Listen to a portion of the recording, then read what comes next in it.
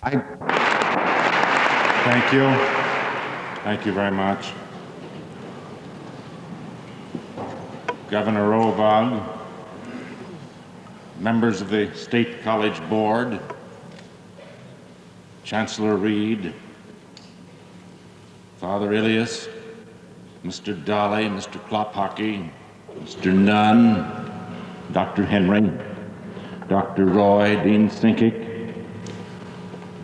faculty, members of the student body, distinguished guests, ladies and gentlemen.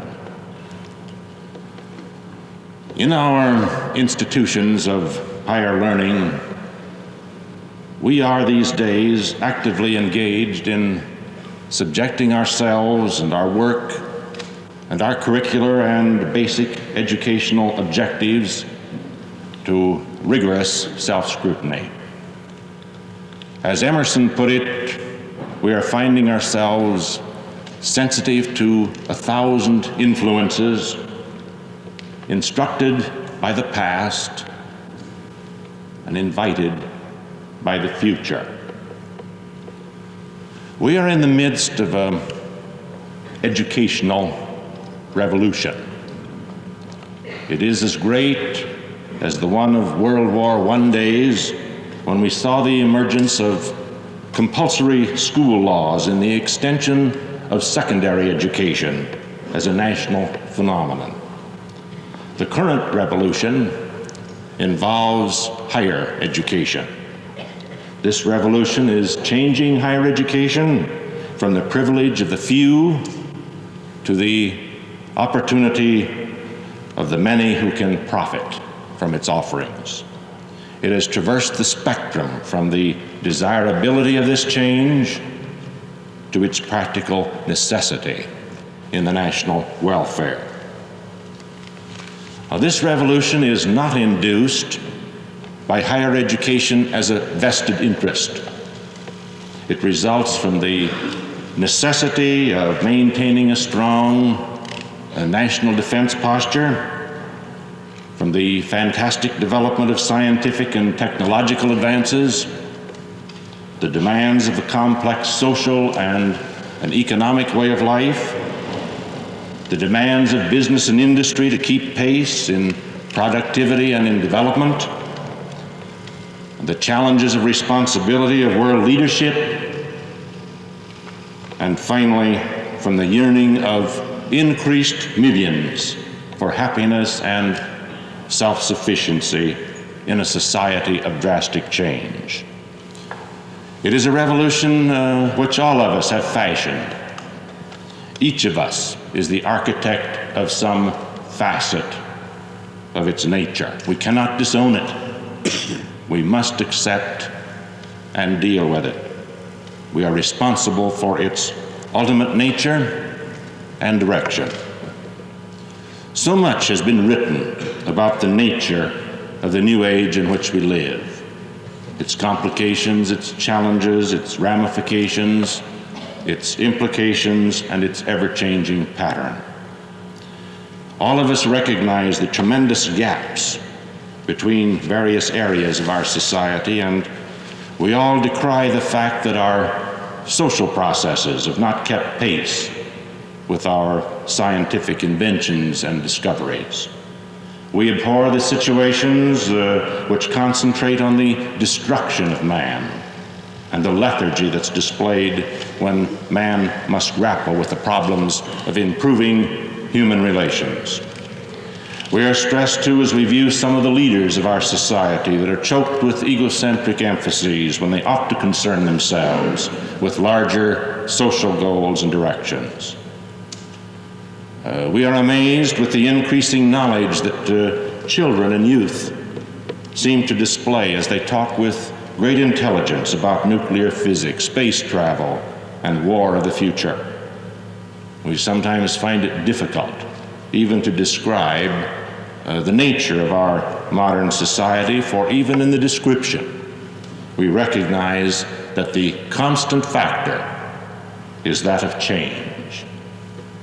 But even change changes, and we see as never before that in our present age and society, the pacing of this change has increased at such a rate that it is difficult at any one time to give an accurate picture of the nature of this society.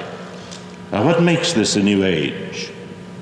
What are the components of the new age, the revolutionary changes which have brought us to this singular, momentous point in time? I believe that even a cursory examination of this changing society would call to our attention certain basic aspects.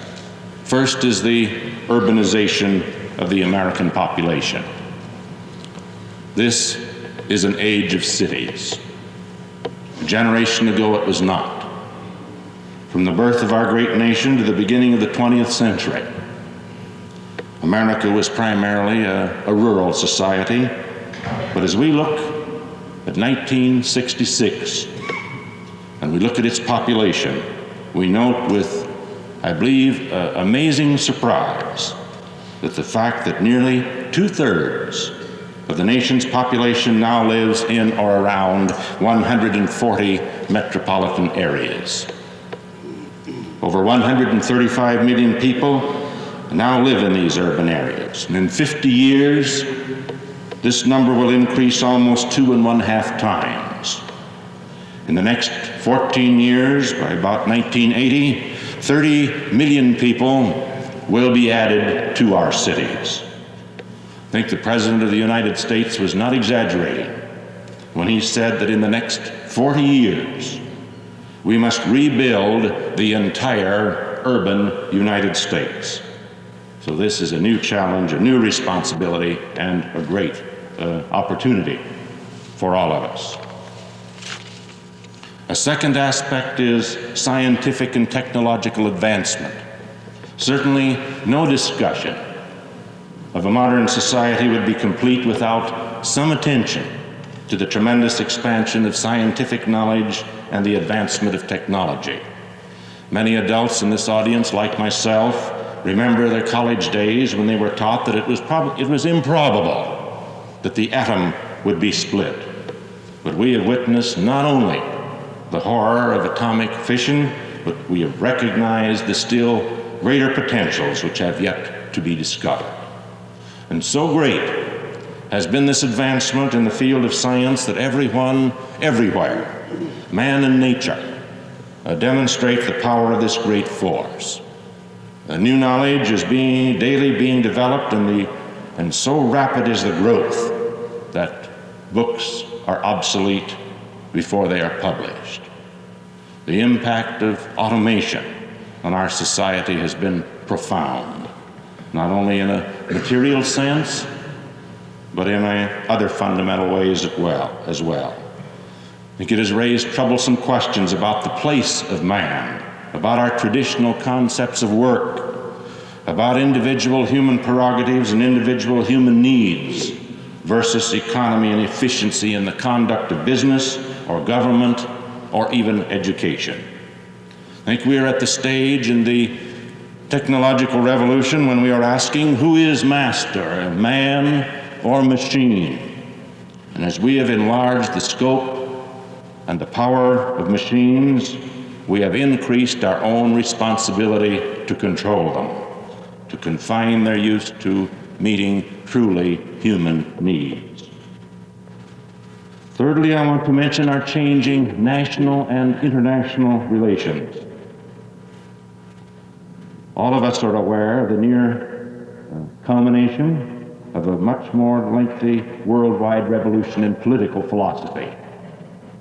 The notion that political authority stems not from kings or a divine power, but from the people who are governed. Now, this radical concept, which lighted the fires of the French Revolution and certainly spurred the creation of our own nation, has now infected every continent, just as Thomas Jefferson predicted that it would.